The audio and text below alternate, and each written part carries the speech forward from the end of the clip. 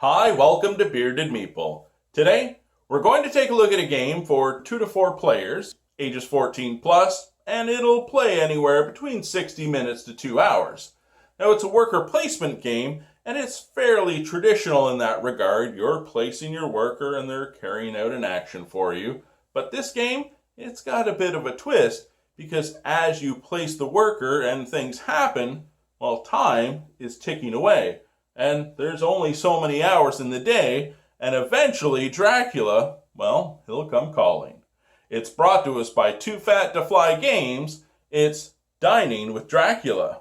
Let's take a look at it. I'm not going to go into all the rules, but here's an overview of Dining with Dracula. In the game, each player is a different hero. These heroes will have cubes that will track different aspects of the game. A hero also has an associated player board. It will give you flavor text regarding your character, and it will also track completed gift cards and award bonuses. It will also track bite marks. It's a worker placement game, so as your hero travels throughout the board, at times during gameplay, you may have access to additional workers. These are the tourists. The meeple itself is inconsequential, as you'll be assigning a tourist character card to an associated meeple. Tourists will gain you access to additional resources. The heroes and the tourists will be traveling through the 9 different locations, either to collect resources or to repair the stand. The donut shop will give you donuts, the castle walls, brick, the tavern, beer, the forest shed, wood, the church will give you holy water, at the garlic field, it's garlic, the hospital gives you blood packs, the scrapyard, metal, and the sheep pen, sheep. Resources may be used a number of different ways, either for favor tokens, which will be translated into points, or to complete a gift card. Spend the listed resources, you will earn the associated point value. Shuffle the tourist deck and lay out 8 cards. Shuffle the location deck and draw 4 cards. At each of these locations, place a tourist on the resource spot. If there are 2 resource spots, place the tourist on the left. Draw a 5th location and place the 4 remaining tourists on it. This is just a prototype. In the game, there will be a bus traveling along carrying the tourists.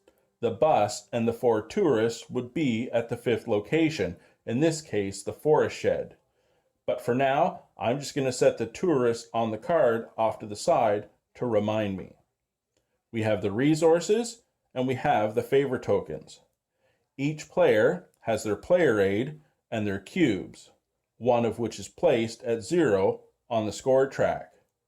Shuffle the gift card deck and each player randomly receives 3.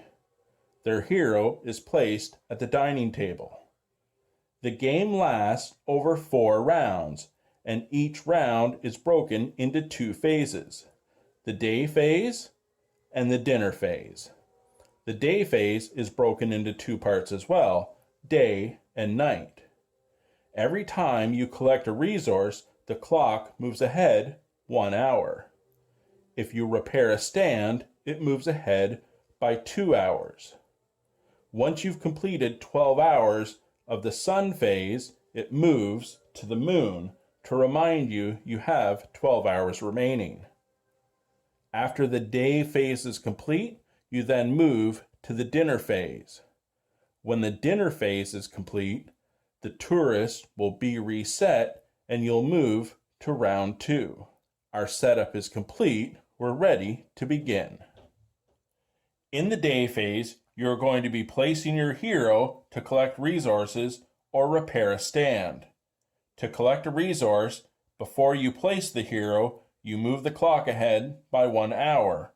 Place your hero, collect said resource: sheep, wood, metal, or beer. If you're going to repair a stand, the clock moves ahead by 2 hours. you place your hero in the leftmost empty space. In this spot, I have to pay 1 wood. I would then earn a favor token. I also place one of my cubes at the location. So when the next player goes to repair the stand, they go to the next empty spot, so on and so forth. At game end, whoever has a majority at that repaired stand, they'll earn bonus points. And during gameplay, whoever is in the last spot when a tourist gets there, you can earn additional resources. It should be noted, this is a location, this is a spot, and these are spots.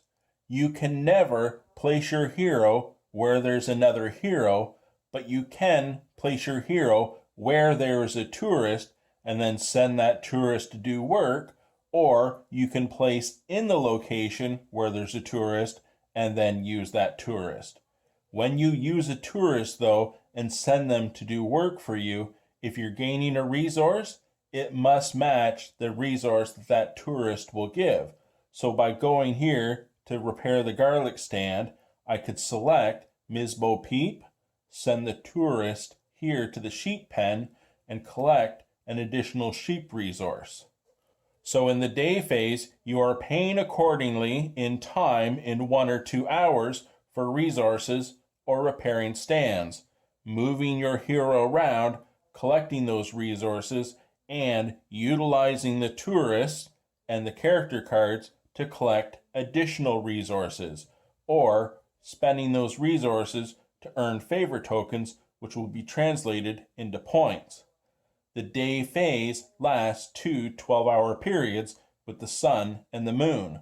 When the 24 hours is over, we move to dinner. Dinner phase is phase 2. You are sitting at the table earning favor with Dracula in order to earn points and win the game. But you just can't sit, you have to bribe him with a minimum of 3 bribes. The more bribes you give, though, the more you'll be able to convert for points. A 3 bribe minimum would consist of a tourist for 3 bribes, a blood bag for 2, a sheep for 1. You can use any combination. You can also cash in 1 completed gift card for a bribe as well, but only 1. As you complete more gift cards, you'll earn more bonuses. Once you're at the table, for each bribe, you can convert 1 favor token for points, or use those resources you've been collecting to complete a gift card and earn the points on it. So the more you collect during the game, the more you can bribe Dracula and then collect points. However, it's not all sun and roses, especially with Dracula, because if you don't have enough to bribe him, or you choose not to complete the bribes, you'll take a bite, and that will hinder you in converting favor tokens to points. So be careful of how you strategize. The round marker is set at the next round. The clock will naturally be at 12, ready to go. Remove the tourist meeples. The cubes will stay in the repair stands because, as you remember, you'll earn points at game end for a majority, but whoever is in the last place in a tourist stand, they'll earn a resource as tourists come to visit. We have 8 new tourist cards, and we draw 4 new locations, placing the new tourists there. The 5th location will still hold the remaining 4 tourists. Players received gift cards. You have a max of 3 in hand. We're ready for the next round. At the end of 4 rounds, the player with the most points will win. And that, my friends, is Dining with Dracula. Now, I will say this is just a prototype. It's not final production quality, so bear that in mind, but you still get a sense of what the game's going to be like. Myself, I really enjoyed it because I love worker placement games, and I liked what this brought to the table because it was just a little bit different. Yes, you're placing your hero doing the action, hopefully utilizing the tourist to get that extra resource, right when you need it, but it's that clock. It's knowing that actions take time, and as we all know, there's only so many hours in the day, so you can see what people are doing, and I could be like, okay, I'm going to go for this, they may go for that, that's going to take a couple hours. You know, if I repair this stand and take 2 hours, that player may not get a turn. So strategize, have some fun. I enjoyed it. I hope you get a chance to check it out. I'll talk to you again soon.